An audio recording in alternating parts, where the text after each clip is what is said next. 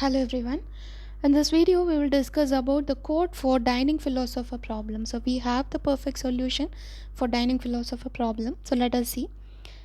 So first one we started with defining all the variables with the symbolic constant like as define n5, which is n is nothing but the number of process.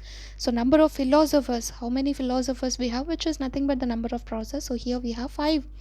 Hash define left. So left is nothing but I plus n minus 1 mod n. So what is the meaning of it? So we have specified that the philosopher problem as philosopher was sitting in a circular table. So it is nothing but the circular in shape. So we are to follow the circular queue concept, which means wherever the variables or the data whatever we are using, so we need to perform if it is a left, so how can we represent the left fork? So we have to use this kind of um, operation. So here I plus n minus 1 mod n, so which means I means the number of philosopher. So if it is the first philosopher, so who is the left philosopher, which is nothing but suppose if you are following in this way, anti-clockwise, so here the next philosopher is nothing but this one. So left fork is nothing but n minus 1, which is nothing but 4 n minus 1 I plus n minus 1 mod n. And the next one is right fork, which is nothing but I plus 1, that is the second fork, right? And then mod n. Okay, so here as define thinking 0. So as I told, there are actually 3 states: thinking, hungry, eating. So we have given their constant value as 0, 1, 2 respectively. Type def int semaphore. So we are going to implement the concept of semaphore. So whenever you're using semaphore, you should do with the 2 operations like down and up. Again, in some textbook it is given as wait and signal. In some textbook it is given as down and up. So anything you can follow, no problem. So semaphore means we have to perform those 2 operations. So here, before entering into the critical section, we need to perform that operation, down operation. After exiting from the critical section, again we need to perform up operation.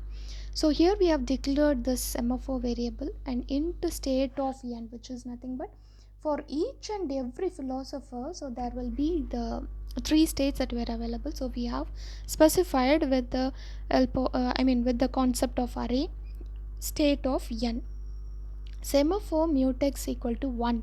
So here we have declared one semaphore variable mutex in order to achieve the mutual exclusion, and we have initialized to 1.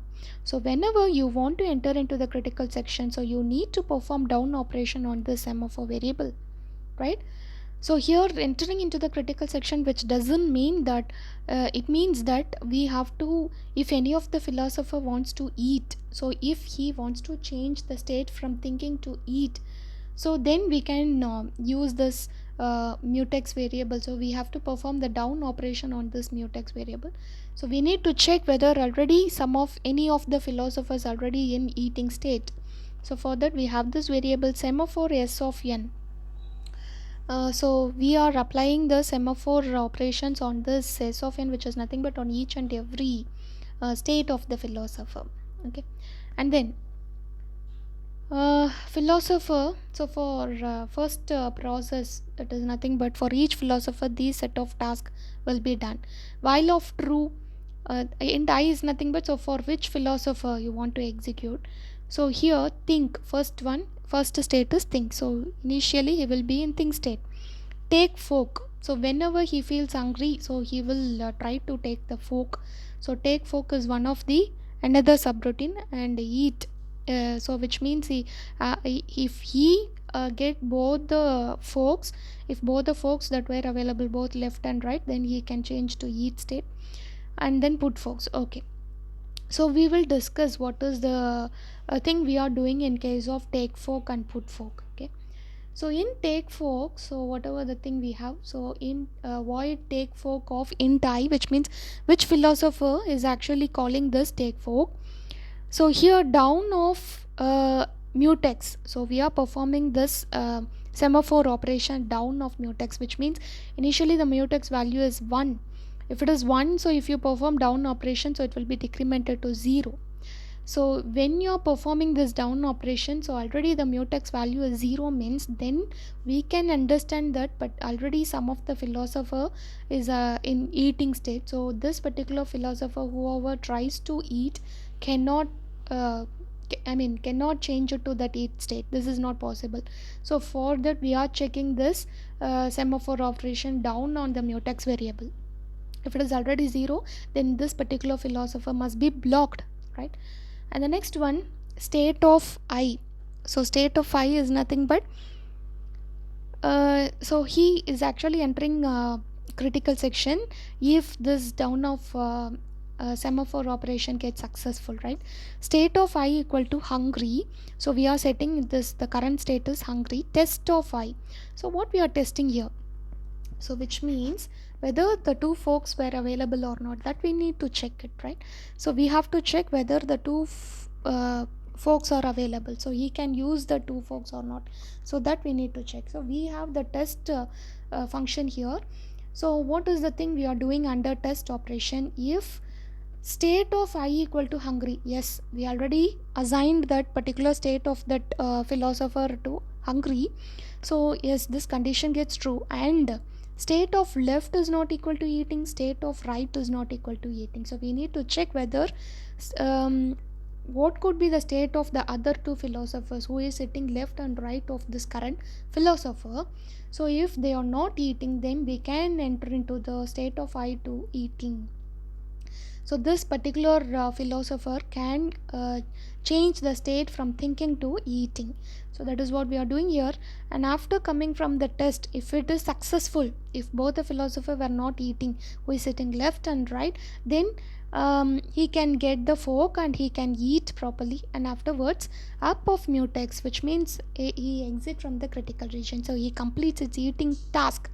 So he exit from the critical section, so he need to perform that incrementation operation on the mutex. So that is what we are doing, because it is allowing some other philosopher to get into eat state, right?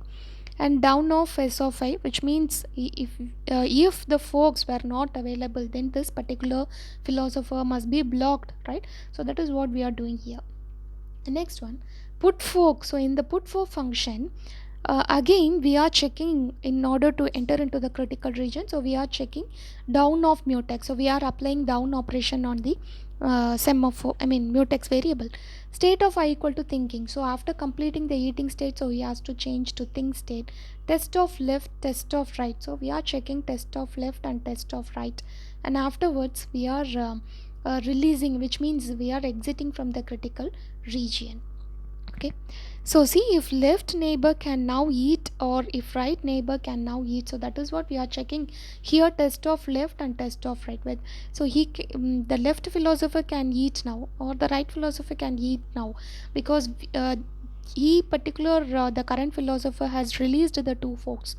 Okay, so next one, so this is what the functionality, how we are performing the take fork and put fork in case of dining philosopher problem. And probably we are testing before taking any of the forks, because we need to check whether the other fork that were available or not.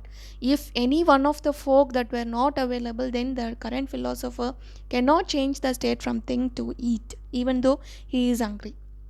Okay, so the particular philosopher will be blocked. So we can call those philosopher as a process. So we can block the particular process whenever the two folks that were not available, any one of the folk that were not available, right? So this is what the dining philosopher problem. So we can relate this kind of problem with the operating system, which means we are performing allocation of resources to all the process, all the incoming process.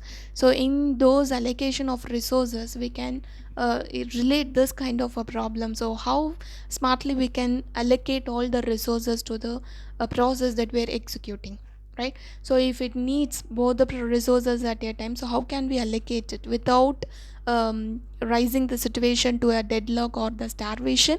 How can we solve it perfectly? So in that way we can relate this kind of problem with the operating system. Okay, thank you.